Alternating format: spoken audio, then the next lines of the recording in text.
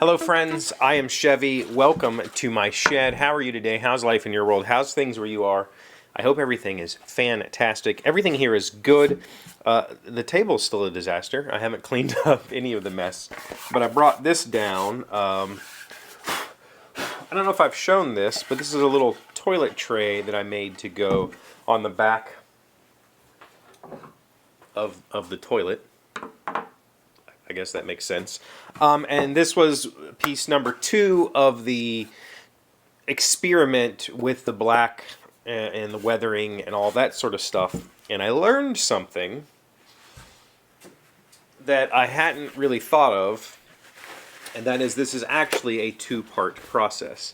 Step 1 is to paint the wood black. Step 2 is to sand the edges and bring out the highlights, and step 3 is what I should have done, is actually stained these highlights. This is just pine, not like yellow pine, so it'll stay this super bright white color. I mean, it would eventually gray out like pine does, but sitting in my bathroom, it's not really, you know, it's not going to see a lot of sun, it's not going to get a lot of natural aging that way. But what I've found out is that the company whose stuff that I have been mimicking, as well as M's mom, once they do the sanding, they actually go over these edges with a bit of stain. So I'm going to attempt that right now as we talk about the week. I've been doing, it automatically looks better. Like, it doesn't look as weird, because right now it's just this bright contrast between the white and the black. So this is a golden pecan. This is actually like barely a stain. I think that probably like an English chestnut stain, or I don't want to go as dark as walnut. I think that maybe special walnut. I think I might have some special walnut, which is, it's not super rich dark, but this actually. No, I'm super happy with what I'm seeing right here. This looks like aged pine wood instead of being this bright white look. Again, maybe a little bit darker. But anyway, so this week was my birthday. This week was M's birthday. This week I got new toys and I showed them on camera. And it's been a great week, but the comments from you guys, we haven't really had...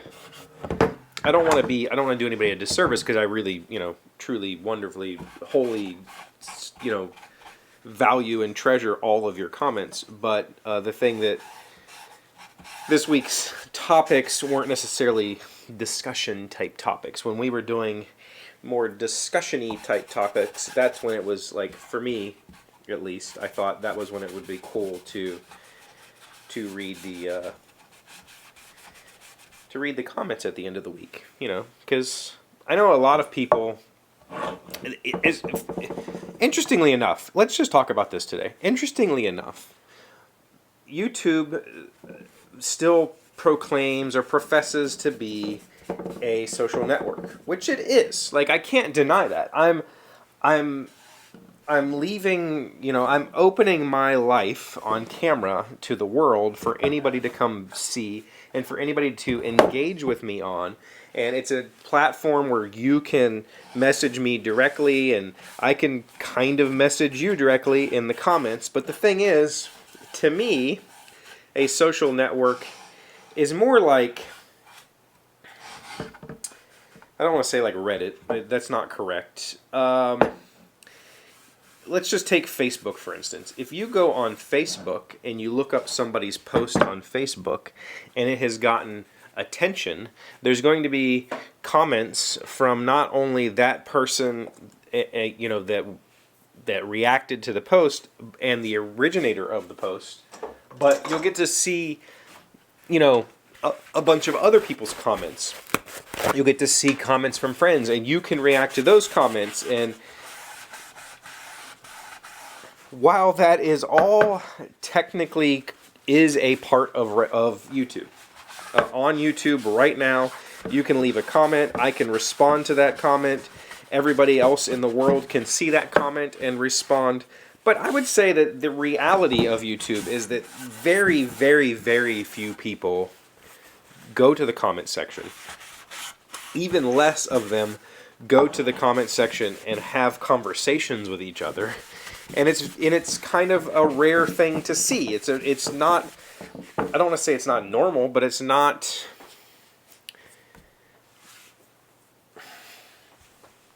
it's somewhat unusual to find a group of people on YouTube that engage with each other